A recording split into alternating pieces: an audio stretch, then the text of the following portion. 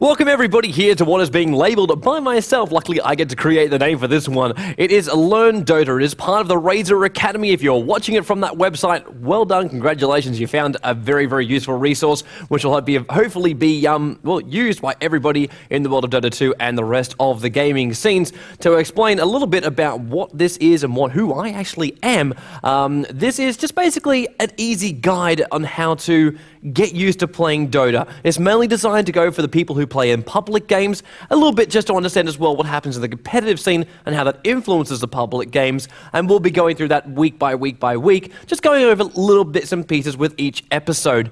A lot of it is not really designed to go, oh my god, blow your mind, this is what the entire metagame is about. This is just a simple thing, how do you enjoy yourself a little bit more during the pubs. For people who don't know who I am, my name is Toby Dawson, known to the world as TobiWanKenobi. I was the broadcaster for the Dota 2 International. I'm a broadcaster at Join Dota. If you caught the defense recently, I was the official broadcaster for that one. And, well, hopefully you did catch that because we had some amazing games. The player we're actually going to look at today is one of the players from the winning team of the defense. It is Navi Dendi. We're going to watch him playing a public game. Now, the whole idea about this is we're just going to have a simple time. We'll jump ourselves in there right now, and we're just going to look at his replay. So I don't want to go, oh my god. For battle. Let's just not prepare for battle that loud. We're going to look at his perspective and the way he moves. This is a great feature when you look at Dota 2, and you can do this with your own replays.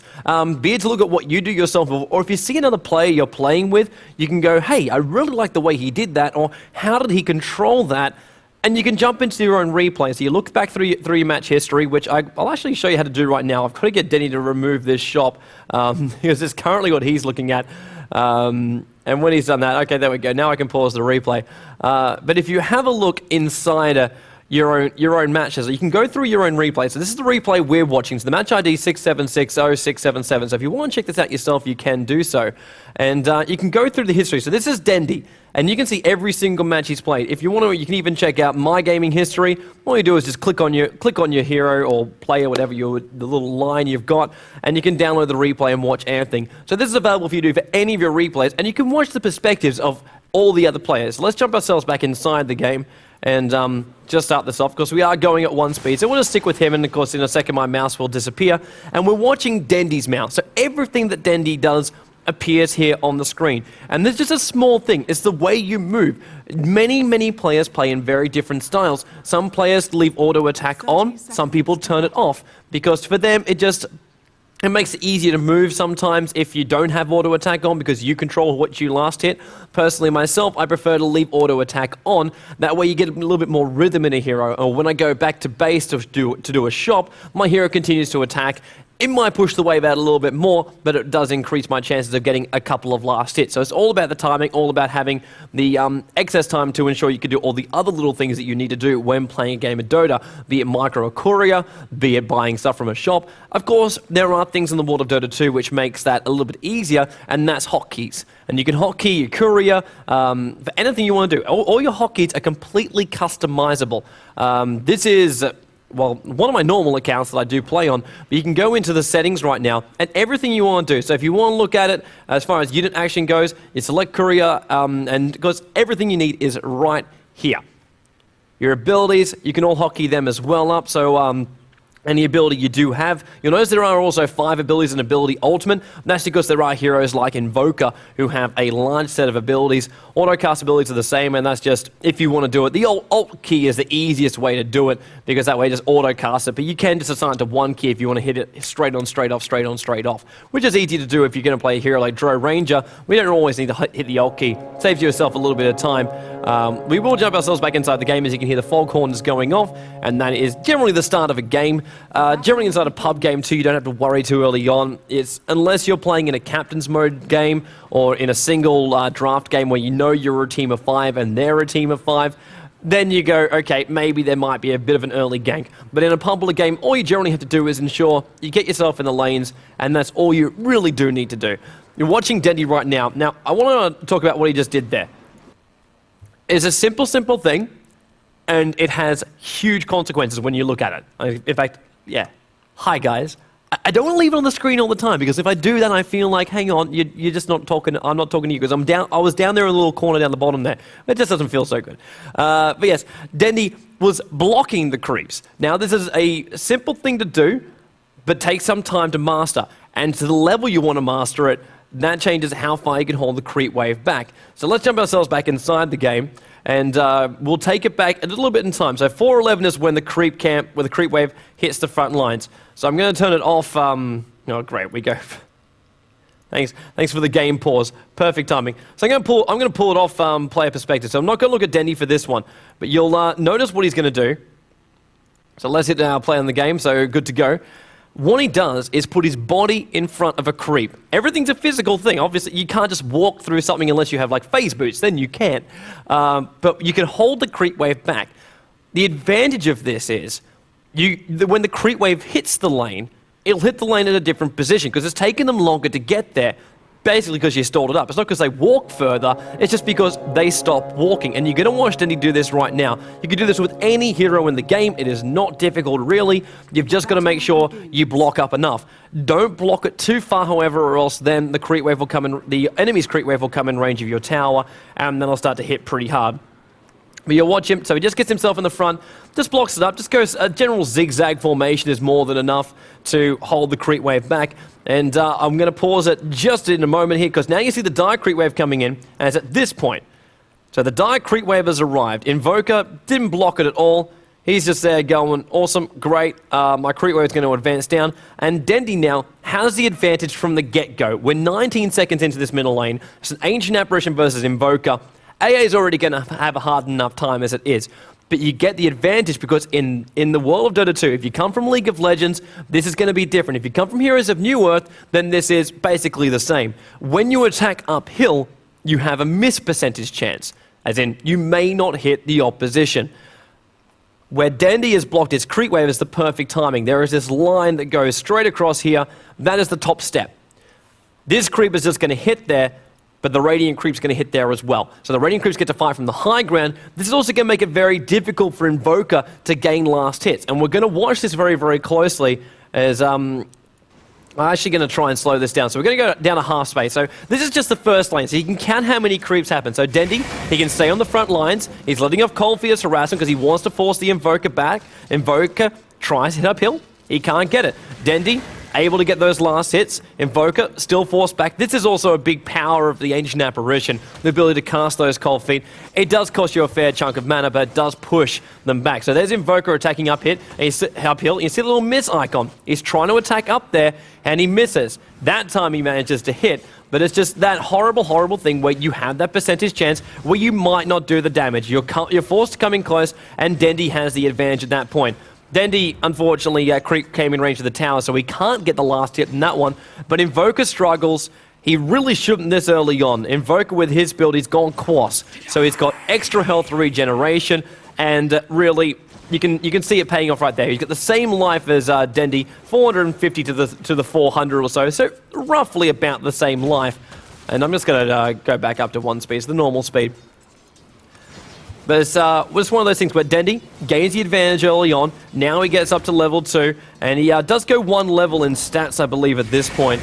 And that's just mainly because he wants to hit a little bit harder. It lets you get those last hits a little bit easier. Also lets you harass a lot easier on the Invoker as well. There's no real point in putting up the Ice Vortex. Sure, you get the slow. Sure, you get the damage resistance percentage as well. But at that point, it's not what he wants against the Invoker. He wants to get the levels up, he wants to get that Ice Blast up, and that is the key thing for Dendi. As we just have our pause, looks like there's a couple of people just having some connection issues inside the game. Good to see Dendi being sociable. If you ever watch Dendi's live streams, he does like to troll a little. That's just Dendi, and that's just him having a little bit of fun inside the game. But let's go back to his player perspective, because I want to see how he's looking at this. And just the way he moves.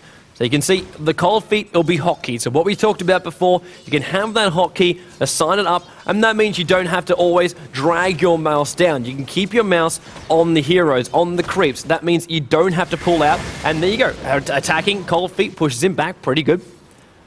And the creep wave is his to control. Again, fighting from the high ground, and Invoker can't get in close.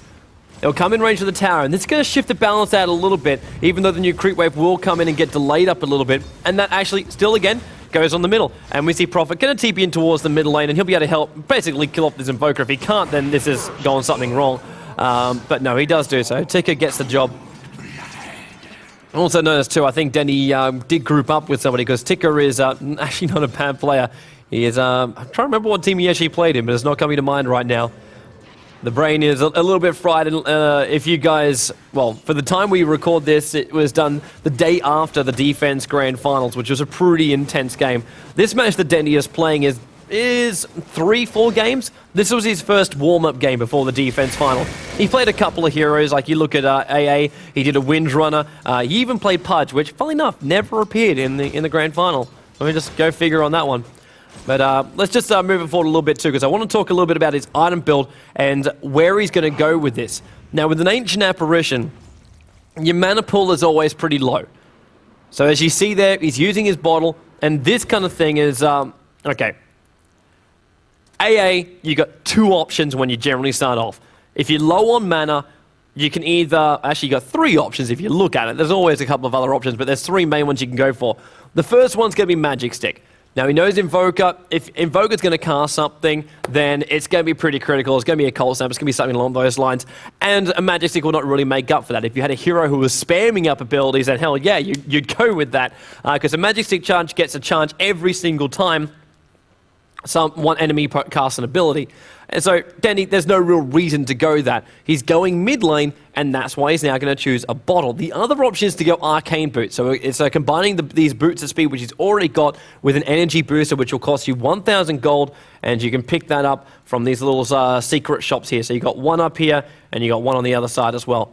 So you can pick them up from there, and every minute you're able to give yourself a big burst of mana. It's great as a counter towards the EMP Tornado, and Dendi will probably go that as well as this other option. So he's using 2 of these options, and the other option, of course, is the bottle. So the bottle is an interesting thing. It's a bit of, it's not really a gamble as such, but it's an item of control. So the bottle can be refilled in 2 ways. It can either be refilled back at the well. So if you come in here, you'll refill it up and the fountain will refill, or if you're on the dire side, it's the other fountain as well.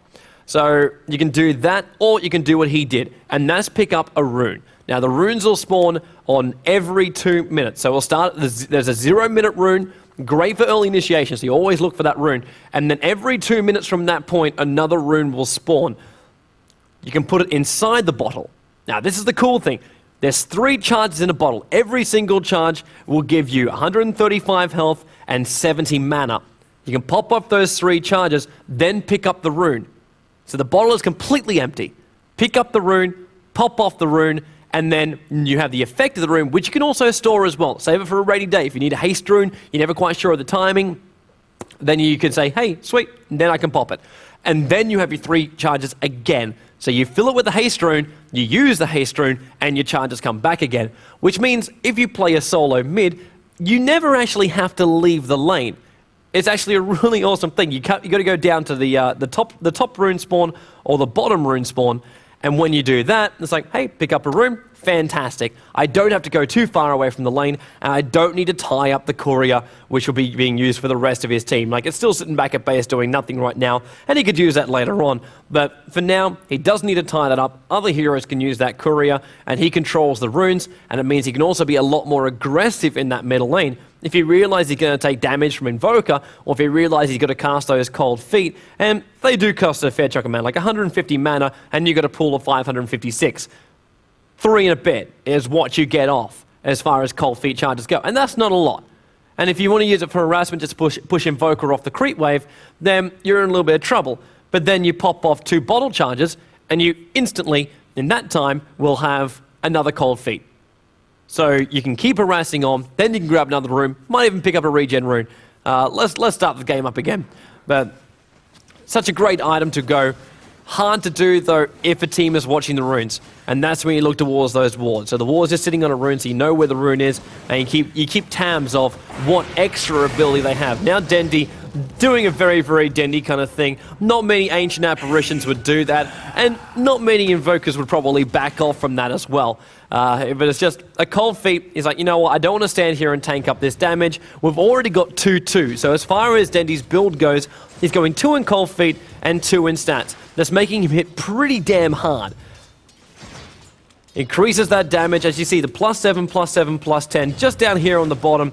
And that's the hero attribute. So he's mainly an intel hero, but he can hit pretty hard. So now he's, interestingly, not moving his camera a hell of a lot. That's rather unusual. When you look at those situations, most players will want to look as far ahead as possible. So I'm going to just take it back a couple of moments, and we'll go in a free camera. So I don't want to look from both teams. I only want to see the Radiant's vision. I'm hoping this is going to work. Yes, it does. Okay, so right now, Dendi, he doesn't know what's happening on the top. He does not know what's happening on the high ground. In a couple of moments, he'll try and initiate. And that's mainly because he thinks Prophet's going to come in. So he gets up on the high ground, then body blocks. That ensures the cold feet is going to latch, but Invoker, at least, does a pretty nice job going around the corner. Dendi realizes coming in range of the tower, can't continue on the body block because it's just not going to be worth it. To get a cold feet charge off, you're going to take more damage from the tower. And Invoker says, you know what, I'll turn around, I can cold snap this up. Then he'll take a little bit of damage, but the way Dendi moved his camera, you'll see now the vision is gone. But when he went up on this hill, the camera was about this position. So he had a small amount of vision around the top.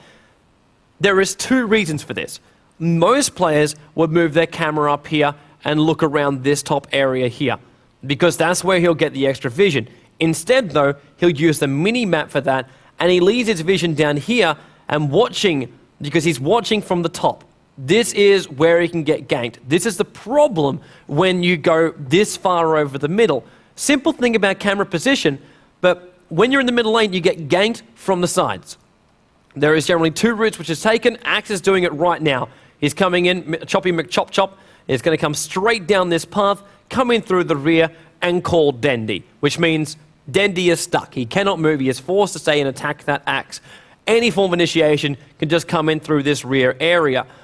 It can also come in through the bottom. It's a little bit more riskier coming in through this area because there's 2 separate paths to go, and there's a lot of areas where you can hide. But Dendi's already prepared for that as well. We saw him with a couple of tangos early on, and he ate these trees. And that's given him that vision. It's made a very wider choke point, so it's harder to get yourself in there. So Axe is making the right decision coming in from the top. Now, we'll watch it pretty slowly. Does Axe continue to come in? He wants to, and just sits on the edge of the fog of war.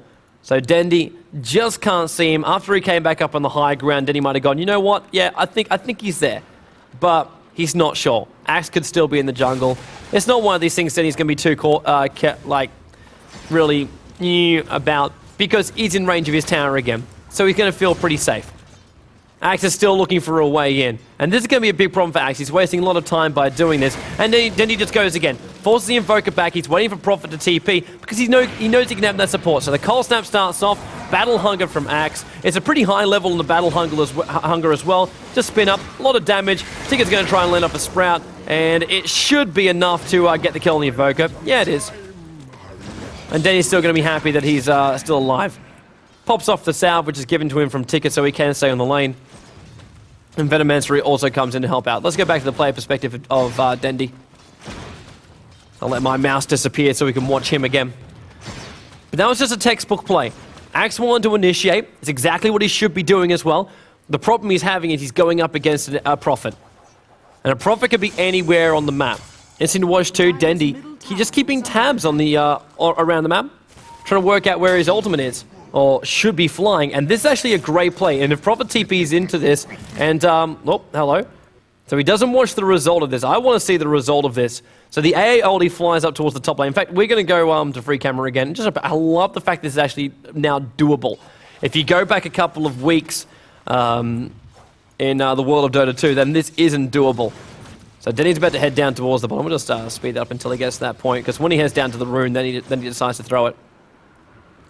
Okay, so this is the big thing. This is what makes Ancient Apparition a lot harder to play. Ancient Apparition needs to be able to keep tabs on every single lane. He needs to know who is low. So this Ancient Apparition ultimate, it flies a long way. It's going to be very, very predictive for where he wants it to hit. And he's going to go top lane, This is to help Weaver gain an advantage. Weaver, I don't know, we'll check out his CS in a moment to see how well he's been going on the top lane. But that AOD is going to hit in, and at this point, Weaver wants to initiate. So he's looking for Bloodseeker. The AOD flies up, but as I said, it's very difficult to land it. He gets the shatter effect on Lich, but he didn't get the blast damage. And that's why Weaver can't deal enough damage to kill off both the Bloodseeker as well as the Lich. So it's a good attempt, and it's also a good thing that pushes Bloodseeker back.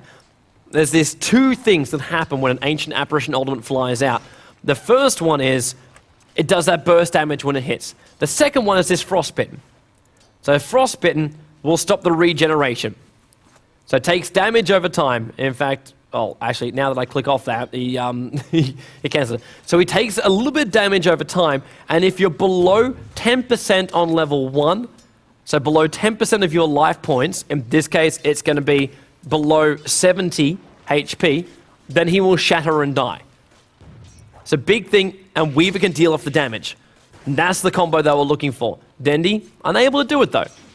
But that's just hard timing. He threw that from 3/4 away. 3/4 of the map away.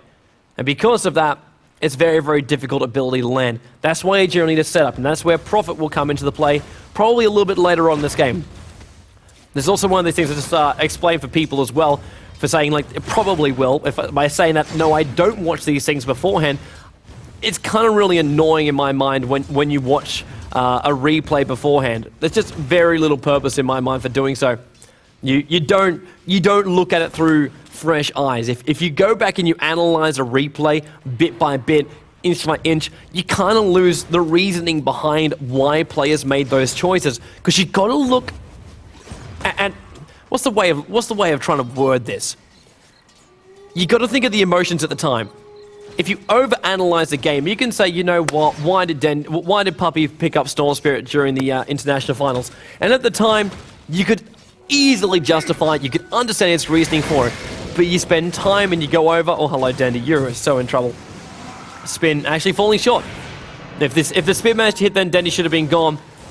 Prophet's going to TP in and help out. Actually, Dendi's still taking a lot of damage. Turns around, throws out his ultimate. Realizes he's probably going to die from this battle hunger. But no, he gets a bottle charge off. There's a nice turnaround. Once again, Prophet comes in at the right time. I love how Dendi does not move his camera. I do not know if this is actually just him being lazy. But it's one of these things that when you move around on your screen, it's almost natural that when you push your cursor to the edge of a screen, it will move your screen with you. It just happens. I would actually, let's just slow it down so I can show you. Because when you move your screen, like you cursor the screen, it moves like that. And you want to try and do that when you focus on a hero, you follow a hero up. But Dendi kind of like, he leaves his camera in one position and then just clicks around that window. Doesn't push the cursor to the edge. I know some players, like I know I had a chat to Puppy about this when we were first talking about camera perspectives for commentators, and he actually uses cursor keys when he moves. And for a guy who plays Chen and micros that much, to use your cursor keys to move your screen around without just pushing your cursor to the edge of the screen, it's a very unusual thing. But let's jump back to the player perspective and we'll go back to real time. It's just an interesting thing about where a player is looking. A lot of the time you can't always say where a player is looking. Like he could be looking at his screen or he could just be following the mini-map. And a lot of times you will have an Ancient Apparition looking at his mini-map. Like he's going to go pretty damn hard right now. And that was a bit of a balls up there from Invoker. He came in a little bit too close. Then he's just praying that's going to kill him, but it won't. There's not enough damage. It's only a level 1 ultimate. Oh, it actually did. Invoker. I'm really surprised about that. For an Invoker who has 3 levels in 3 points in Quas, or 3 orbs of Quas, as well as still having tangos and getting killed like that, that is rather unusual. Of course, the tangos don't really help you. You can't regenerate while you have the AA ulti on top of you, but still very unusual. Back up to, oh, hang on. I want to see this because I'm seeing engagement stuff on the top lane. I just cannot, like, not look at this. Well, check out, yes, AA is just walking back. So Dendi's just having a bit of a break while he's going back from the middle lane. And that's a nice little play from Invoker too. Just catching up, spotting him out. Alright, so let's... That is just so lame. Prophet ultimate. Biggest damage dealer anywhere to go on the map. Helps everybody finish off. All right, so let's check out a little bit later in the game, because we're running out a little bit of time for this, because I don't want to make these things too long. I only want to have very, very short things. If you just cram too much information at one time, it kind of goes, well, what do I focus on when I go? Do I just focus on player perspective when I try and finish this? There, let's move on. The last thing I want to talk about is, where does Dendi go with items? Now, he's got 2,100 gold. Dendi is a little bit unusual when it comes to items for heroes. The main reason I say that is because Dendi is one of those guys that will buy a Maelstrom on Tidehunter or something along those lines. He likes to go for a little bit of a Rothel build. It's kind of like Art who buys a Sanjay on the Crystal Maiden. In this case, Ancient Apparition, normal build could be along the lines of a 4-staff mech. Mech would try to be the first one to go with, and then a 4-staff. Knowing Dendi, he might have even gone the 4-staff early on. He saved his way for arcane boots. He hasn't, in 8 minutes and 15 seconds, with 2,100 gold, he hasn't bought a single thing, bar an extra TP right now. That is all he is grabbing. And that's just him going very, very raw. He's not showing anything. He's quite happy to sit like that. And I'm just going to jump a little bit further into the video, and let's see how we go. So we now hit Nature's Prophet on a killing spree and double kill, great. 14 minutes in, so we go 5 minutes ahead of time, and here's Ancient Apparition. And this is why it's a Rothel build for Dendi. This is not the way you generally go. If you're going to play an Ancient Apparition, you are a support hero. You can be very, very aggressive, and you should be very, very aggressive, but you're all about get your ultimate off, keep your team alive, stop the regeneration of the other team. So in order to do that, you increase your own regeneration by having a mech. And for those guys who don't know what I'm talking about, it's a mechanism. It's very, very easy to find. You can always just find it. I should actually switch this to the grid thing so everybody else normally sees what I see. Ironwood Branch, and you can see this. You got your headdress and buckle. They're the two main things, and then it's the full mech. Also a very, very quick thing, which I don't see people doing a hell of a lot. It is a little bit frustrating when I see that. Nobody uses this little box down here a lot. I watch a lot of live streams of the pro players, and I don't think they use it to the maximum extent. But if you're not used to going through the shop, or you don't always want to go to the shop, or you find yourself, and it's a great time to do it, if you're in the middle of a battle, you know you're going to die, and you want to spend your money, click this little guy, and drag it into this box. I don't think it's going to show it up yet. It won't show it up in the replay, but when you do that, it will take every single part of that mechanism, everything you need to buy to create that mechanism, and put it into that small little box. So if you ever need to buy anything, you just click it really, really fast, and it'll put it straight into your stash. Combine it all in your stash, and you're all good to go from there. It's a great way of playing if you know you're going to get killed, because then you can use all your unreliable gold, and you can make sure you don't lose that money and you get an item. For people actually also who don't know what Unreliable Gold is, it was a system added in actually just over a year, and it was to encourage ganking across the map. And the way it works is you have Reliable Gold and Unreliable Gold. So gold you gain from killing a hero, that is your reliable gold. You will not lose that unless you spend it. So if you die, you won't lose that gold. Unreliable gold is what you get from killing creeps and neutrals. So anything which is not a hero kill, that is unreliable gold. So by getting killed, that is what you lose. But you spend your unreliable gold first. That way, you can buy up your items and then still have your reliable gold. So it's a big thing to have when you comes out of team fights, because it means if you get a lot of kills during a team fight, you don't lose that money you work so hard to earn and get that kill for. Anyway, so what we're seeing Dendi going is, when you see a Mystic Staff as well as a Void Stone, he is going for a Scythe of Vice. A lot of people remember as if you're a Warcraft 3 fan from original Warcraft 3 days, like we're talking RTS days, then you'll know it as a Sheepstick. A lot of people know it as a Gwintsu. A lot of people from League of Legends probably recognize that name as well, because he was the guy that invented the item. It was named after him. But it's called a Scythe of Vice to avoid the copyright rules in Dota 2. And that's what Dendi is going. So he's just going to go a Hex. In a way, that does really help him. Whoops, we should go back to player perspective as well, so we get to follow what he's looking at. In a way, it does help Ancient Apparition, because his mana regen is nuts, as well as his mana pool is pretty high. So 100 and... That's actually a pretty good number. 1,117 mana pool. And if he does a full combo, he uses 375 mana. basically meaning anytime his ability comes off cooldown during a fight, he can pop it. And he'll pop multiple vortexes. You can get a maximum of 2 vortexes up, and that's just because of the timing of it. I love he's watching mid. He's looking for an ultimate. This is the speed that he will move around the map looking for this. In fact, he's going to look for a kill on the top lane, and he doesn't have the side of the vice, so can't really initiate and only just narrowly dodges that arrow. But to have that Hex means a moment like that, they will get that kill. It wouldn't matter about the arrow, we would have more than enough time to hit on him. Bloodseeker managed to find Kev. Just realized Kev's inside this game. Kev, a lot of people will recognize him from the international. He played for GGNet. Love how Dendi doesn't even watch the result of it. He knows he's in trouble here from the Bloodseeker. And just TP's out, and unluckily for him, Invoker does come in for a cold snap. And he had very little vision of that. So that's just a problem for Dendi. And he didn't spend that money as well. So there you see the reliable gold and unreliable gold. So 293 gold unreliable. It's not too bad for him, still with 376 of the reliable gold. And we'll just jump in a little bit further. So did he complete up that side of the vice? He probably should have. At this point, the game is kind of drawing to a close because you're losing these tier 1 towers. They haven't lost a single tier 1 tower of their own, the Radiant side. The Dive lost a lot. The Shackle landing in the middle lane. And just a little bit of a off ulti there from Dendi. He was looking for the axe. He thought he was going to stick around and fight that one. He could have hit it straight on top of the Invoker and saved themselves some time for that. But not doing it in the end. And it's just them getting enough kills. And he can complete up that side of the vice now. He has the money to do so. And, yep, we jump a little bit further ahead. And the side of the vice is done.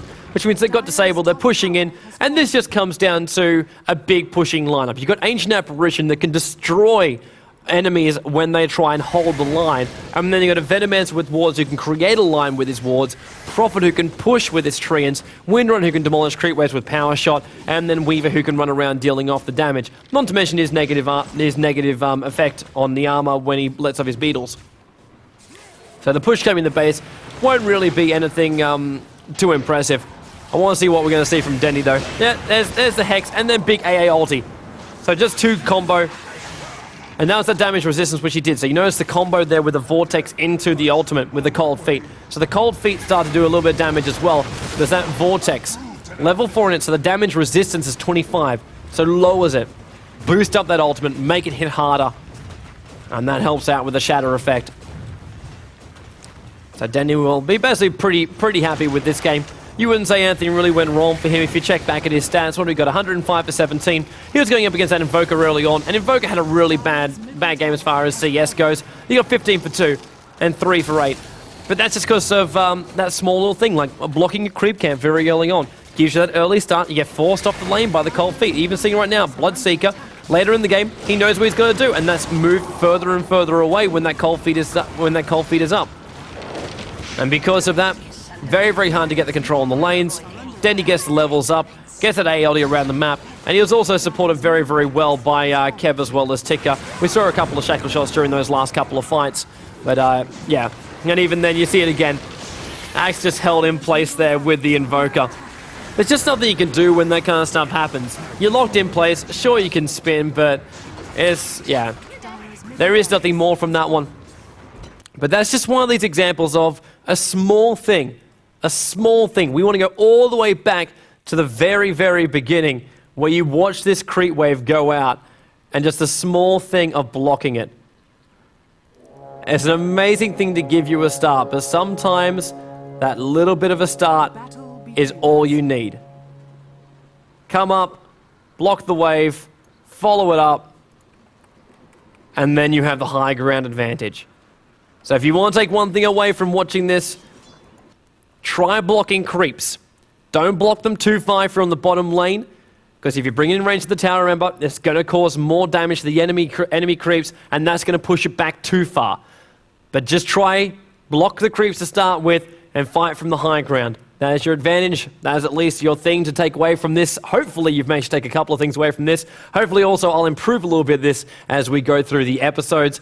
Really? I've actually not done something like this before. As far as I go, I'm a guy that gets really excited about my games of Dota and these small details, which I enjoy discovering as well. So hopefully you'll join me next time so we can discover all of this kind of stuff together. Of course, please do check out all the other guys who are posting up on the Razer Academy. They're going to do a lot of material coming out. I know there's a lot of Dota pros who will be also posting up their insight. It'll be great to listen to those guys too, just to see what's going through their minds, not only from us sitting here as an observer watching these games going, this is the reason why they're doing this, and then they say, this is actually our logic for why we wanted to do this. So yeah, check out all those videos over at Razer Academy, and hopefully everybody enjoys the project. We'll catch you guys next week.